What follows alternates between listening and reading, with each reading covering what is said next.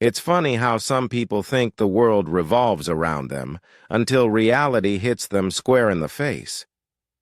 On a crisp autumn morning, a quiet strip mall parking lot became the stage for one of the most infuriating, yet strangely satisfying, confrontations I've ever witnessed. You see, I'm talking about a woman, let's call her Karen, who decided the bright blue lines and wheelchair symbol painted on the asphalt didn't apply to her. The problem? She picked the wrong day, the wrong spot, and the wrong person to mess with. Because the man whose space she stole wasn't just disabled. He was a one-legged military veteran with a stubborn streak a mile long. And what happened next?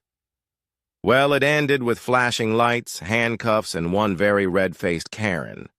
That morning started like any other in our small suburban neighborhood. The strip mall near Main Street was usually a peaceful place. A laundromat on one end, a coffee shop on the other, and a little row of family-owned shops in between. I was sipping my coffee on the outdoor patio when I saw him. Frank. Frank was the kind of guy who could silence a room without saying a word. Tall, broad shoulders, weathered face, and always walking with his crutches. You could tell his prosthetic leg was giving him trouble that day.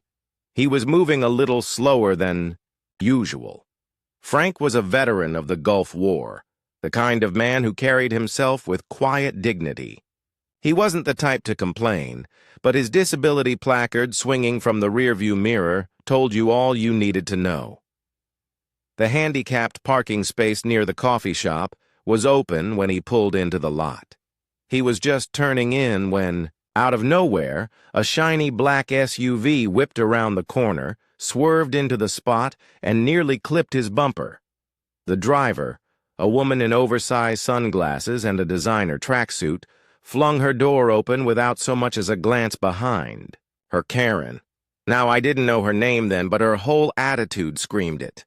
She had that air of superiority, like the rules were meant for other people. Without looking back, she strutted toward the coffee shop, phone in one hand, keys in the other. Frank pulled up beside her SUV and rolled down his window. "Ma'am, that's a handicapped spot," he said calmly, his voice even but firm. "I need it. I've only got one leg." Karen didn't even turn around. "I'll only be a minute," she said dismissively, waving a manicured hand as if she was swatting away a fly. Now anyone who's been around Frank knows he's patient. He's been through things most of us couldn't imagine. But something in his eyes changed right then. He parked in a regular space 2 rows over, hoisted himself out of the truck with his crutches, and began making his way toward the coffee shop. Every step was deliberate. Karen came breezing out moments later, holding a frappuccino in one hand and scrolling her phone with the other. That's when Frank stopped her. "Do you have a handicapped placard?" he asked. She glanced up from her phone, rolled her eyes, and smirked. "No, but I told you I was only a minute." Frank nodded slowly, the corner of his mouth twitching. Not with amusement, but with a kind of restrained fury. "Yeah," he said, "and I only had 2 legs once. We don't always get what we want." For a split second, Karen's smirk faltered, but then she let out a scoff. "Oh, please, don't play the victim. It's just a parking spot. You vets think you're entitled to everything because you served. I work hard too, you know." The patio went quiet. People stopped mid-sip, mid-bite, mid-conversation. You could feel the air change. Frank didn't raise his voice. He didn't need to. "Ma'am," he said, "I didn't lose my leg so you could save 30 seconds of walking." Now, in a sane world, this is where Karen would have apologized, maybe felt a pang of shame, and moved on. But not this Karen. She tossed her empty Frappuccino cup in the trash, squared her shoulders, and stepped closer to Frank. "You know what? You're harassing me." I'm calling the cops. Frank let out a humorless chuckle. Go ahead. Let's see how that works out for you. And she did. Right there, in the middle of the parking lot, Karen called 911 and told them she was being threatened by a hostile man in the coffee shop lot. Her voice rose theatrically, drawing more stares from passers-by. She conveniently left out the part about stealing a handicapped spot.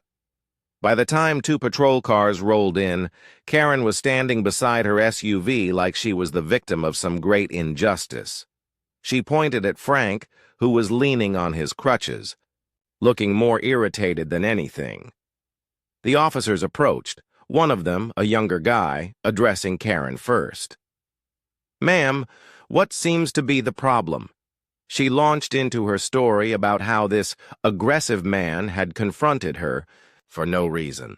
But as she spoke, the older officer's eyes flicked to the handicapped sign above the parking space, then to her windshield. No placard, no plates. Ma'am, the officer interrupted, do you have a disability permit for this spot? Karen hesitated. Well, no, but I was only... That's a violation, the officer cut in. And this gentleman here, he gestured to Frank, clearly does have a permit. Karen's tone changed instantly. She stammered, tried to pivot into a sob story about running late, about her back hurting sometimes. The officers weren't buying it. They asked for her license, and while one ran it through the system, the other officer walked over to Frank. You want to press charges? He asked quietly. Frank shook his head. I just want people to respect the rules. Some of us need these spots, that's all. But before the situation could de-escalate, Karen decided to make it worse. She began shouting, loud enough for the whole lot to hear, accusing Frank of faking his injury, saying she'd seen guys like him using fake legs before. That's when the younger officer lost his patience. Ma'am, turn around. Hands. Behind your back. The clink of handcuffs was almost drowned out by the collective gasp from the bystanders. She was being arrested, not for the parking spot alone, but for disorderly conduct and making a false police report. The moment was so surreal that people actually pulled out their phones to record it. As they led her to the patrol car, Frank didn't gloat. He didn't smirk. He just looked tired. Tired of having to fight for basic respect. But this story wasn't over, not by a long shot, because Karen wasn't the type to let things go. And what happened the next day? Well, that's when things really got ugly. By the next morning, the video of Karen's arrest was already making the rounds on Facebook. People love a good dose of justice served, and seeing a rude, entitled woman hauled off in cuffs was the kind of small-town drama that spread like wildfire. Frank didn't post it himself. Someone from the coffee shop patio had uploaded it, but it didn't matter. The internet had already crowned him the local hero. Frank, however, wasn't feeling like one. He went about his morning as usual, but when he pulled into the strip mall again, this time to drop off a package at the shipping store, he noticed something odd. The same black SUV was parked 2 spaces away from the handicapped spot, and there she was, Karen. Except this time she wasn't wearing sunglasses or sipping a frappuccino. She was leaning against her SUV, arms crossed, watching him. Her face was a mix of smugness and simmering anger. You think you're clever? She called out as he got out of his truck. You think ruining my life is funny? Frank adjusted his crutches and looked at her evenly. I didn't ruin your life. You did that yourself. Her voice rose again, drawing the attention of a few pedestrians. I lost my job because of that stupid video. My friends won't talk to me. Do you know how embarrassing it is to have everyone see you get arrested? Frank tilted his head. Then maybe you should have thought about that before breaking the law. Karen's hands clenched into fists at her sides. You're gonna regret this, she spat. Now Frank wasn't easily rattled, but the way she said it, low, cold, made him pause. Still, he turned and went inside the shipping store, refusing to give her more of his time. When he came back out, she was gone, or so he thought. That night, Frank was jolted awake by the sound of something hitting his front porch. He grabbed his prosthetic, got to the door, and found eggs, smashed against the wood, dripping down the railing. His truck windshield had been smeared with shaving cream, and a nasty word was scrawled across it in lipstick. Frank didn't need to guess who had done it. The next day, he reported the vandalism to the police, and sure enough, his home security. Camera footage caught a very familiar black SUV pulling up around 2 a.m., Karen hopping out and doing her damage before speeding off. This time, the police didn't even bother with a warning. They showed up at her house that afternoon with a warrant. She tried to play innocent again, claiming she'd been home all night, but when they showed her the footage, her face went pale. And here's where karma really sank its teeth in. Turns. Out Karen was already on probation for a shoplifting charge from the year before. That meant vandalism and harassment weren't just misdemeanors. They were violations that could send her straight to county jail. Within hours, Karen was back in the back seat of a patrol car, this time for a much longer stay. The strip mall went back to its usual quiet self after that.